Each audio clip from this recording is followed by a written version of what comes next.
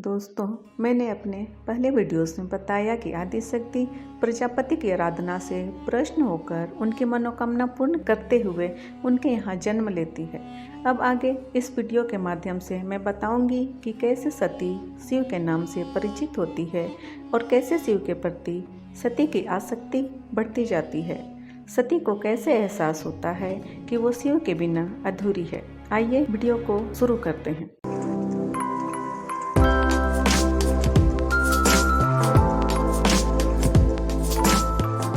समय के साथ साथ सती सियानी हो रही थी। सौंदर्य से परिपूर्ण आदित्य सुंदरी थी वो। एक दिन प्रातःकाल सती अपनी बहनों के साथ भ्रमण करती हुई नदी तट पर आई। उनकी नजर पानी में धीरे धीरे बहते रुद्राक्ष पर पड़ी। सती रुद्राक्ष के प्रति काफी आसक्त हो गई। सती ने अपने हाथों से रुद्राक्ष को उठाया। रुद्राक्ष के स्पर्श से सती को कुछ अजीब सी अनुभूति हुई। महसूस हुआ कि इस रुद्राक्ष से उनका कहीं कोई रिश्ता है। जब बहनों ने सती के हाथों में रुद्राक्ष देखा तो बहनों ने उस रुद्राक्ष को वापस पानी में फेंक दिया और सती को समझाया कि इस रुद्राक्ष का संबंध शिव से है, जिसके प्रजापति दक्ष घोर विरोधी हैं। शिव को अपना सबसे बड़ा शत्रु मानते हैं वो। ये शिव सभ्यता से परे, ज्ञान नियम से परे, पाखंडी अघोरी हैं। शिव इनका नाम लेना भी हमारे महल में गुनाह है। बहनों के द्वारा सती आज शिव नाम से परिचित हुई। अब सती का मन शिव को देखने, सुनने व मिलने के लिए बेचैन हो गया। सती के मन में एक ही विचार उत्पन्न हो रहा था कि वो कैसे शिव से मिले और कैसे शिव के रुद्राक्ष को पुनः नदी से प्राप्त करे। सती जब दूसरे दिन दोबारा नदी पर गई तो देखा एक पत्ते पर वहीं रुद्राक्ष पड़ा उसका इंतजार कर रहा है। सती ने सबकी नज़र से छुपकर रुद्राक्ष को उठाया और अपने साथ महल ले आई। वक्त के साथ साथ अब सती अनजाने अनदेखे शिव के प्रेम में पड़ने लगी। उन्हें एहसास होने लगा कि उनका शिव से गहरा अटूट रिश्ता है। उनके बिना वो बिल्कुल अधूरी है। एक बार प्रजापति दक्ष ने एक पूजा रखी थी। वहाँ ब्रह्मा और विष्णु की मूर्ति स्थापित की गई, पर शिव नहीं थे। काफी देर पूजा होती रही, पर पूजा पूर्ण नहीं हो पा रही थी। प्रजापति दक्ष का मान सम्मान दांव पर लग गया था कि ऐसा क्या हुआ कि पूजा पूर्ण नहीं हो पा रही। सती अपने पिता प्रजापति से काफी प्रेम करती थी। वो पूजा संपन्न न होने के कारण काफी अधीर हो गई थी।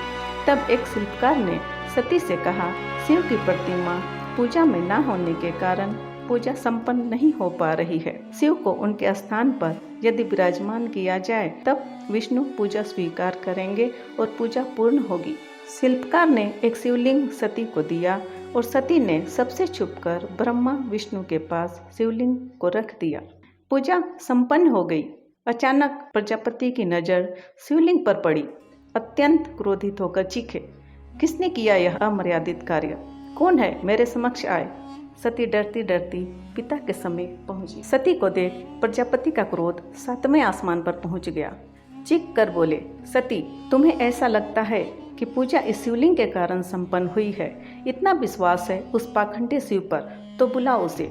सती ने दोनों हाथ जोड़कर महादेव का आह्वान किया। सती के आह्वान करते ही महादेव वहां प्रकट हो गए। शिव की अद्भुत छवि देखकर सती मंत्रमुग्ध सी उन्हें देखती रही। सती का शिव से यह पहला मिलन था। सती शिव से इस कदर प्रभावित हुई कि अब हमेशा वो शिव के ध्यान में रहने लगी थी। सती ने ब्रह्मा विष्णु के समक्ष शिवलिंग स्थापित करने का जो अपराध किया था, उसके लिए प्रजापति ने अपनी पुत्री सती को कठोर दंड दिया। दंड यह था कि बिना अन्न ग्रहण किए 1 लाख कमल के पुष्पों की पंखुड़ियों पर विष्णु नाम अंकित किया जाए और ये काम 7 दिनों में पूर्ण भी होना चाहिए। महलों में रहने वाली सती सवेरे नंगे पैर महल से निकलती, कमल पुष्पों को ढूंढती और रात भर उनकी पंखुड़ियों में विष्णु नाम अंकित करती थी। पुष्पों की तलाश करते करते एक दिन सती ऋषि दधीचि के आश्रम में पहुंच जाती है। वहां स्थापित शिवलिंग के स्पर्श और ऋषि दधीचि के मुख से शिव महिमा सुनकर सती को अब पूर्ण विश्वास हो गया कि शिव उनके हैं और शिव के बिना वो बिल्कुल अधूरी है। अब सती को सदा शिव के अर्धनारेश्वर रूप के दर्शन होते रहते। वो समझ नहीं पा रही थी कि आखिर ये है क्या। एक शरीर में पुरुष स्त्री दोनों, शिव के साथ ये स्त्री है कौन। सदा इस विचार में डूबी रहती थी कि ये अर्धनारीश्वर रूप है क्या, जो सदा उसकी आंखों के आगे, उसके सपनों में, उनकी कल्पनाओं में उमड़ता घुमड़ता रहता है। शिव के इस अद्भुत छवि के विषय में वो हमेशा सोचती रहती और इसी उधेड़-बुन के साथ सती ने अपना दंड, अपना प्रायश्चित भी पूर्ण किया। पिता से एक दिन वो बोली, पिताजी मैंने अपना प्रायश्चित पूरा कर लिया। 1,00,000 कमल के पुष्पों पर मैंने विष्णु नाम अंकित कर दिया है। अब आप मेरे अपराध के लिए मुझे क्षमा कर दीजिए। प्रजापति काफी प्रश्न हुए, पर जब पुष्पों पर अंकित नामों पर नजर पड़ी तो वे देखकर क्रोधित हो गए कि फूलों पर विष्णु नहीं बल्कि शिव नाम अंकित है। प्रजापति समझ रहे थे कि अब सती को डांटने, फटकारने व दंड देने से कुछ नहीं होगा। किसी दूसरे रास्ते की तलाश की जाए जिससे सती हमेशा के लिए शिव से दूर हो जाए। अब प्रजापति ने मन ही मन एक ऐसी योजना बनाई जिससे सती को शिव से दूर होना ही था। पर क्या सती शिव से दूर हो पाई? शिव को अपने हृदय से निकाल पाई? या कुछ ऐसी घटनाएं घटी जिससे शिव और सती का मिलन संभव हो गया? आने वाले अगले वीडियो में मैं आपको बताऊंगी। तो दोस्तों आज के लिए बस इतना ही। आशा है वीडियो पसंद आया होगा। वीडियो को लाइक शेयर जरूर करें। आपका इस वीडियो के बारे में क्या ख्याल है कमेंट करके अवश्य बताएं और ऐसे ही वीडियोस देखने के लिए चैनल को सब्सक्राइब अवश्य करें। फिर मिलेंगे अगली कहानी के साथ। तब तक के लिए विदा, नमस्कार।